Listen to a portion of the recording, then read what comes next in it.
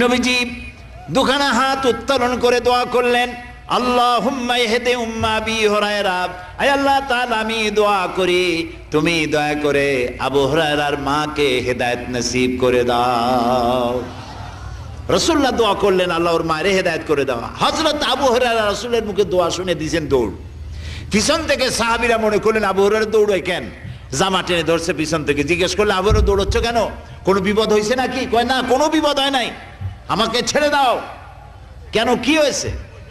হযরত আবু হুরায়রা বলেন, সাহাবীরা আমাকে ছাড়ো, আমি দৌড়াইয়া বাড়ি গিয়ে দেখতে চাই। আমি আগে দৌড়াইয়া বাড়ি পৌঁছলাম, নাবি বাড়ি পৌঁছবার আগে আল্লাহ নবীর দোয়া আমার বাড়ি পৌঁছায়। সেই দুইটা জিনিসের কোনটা আমি দেখতে চাই।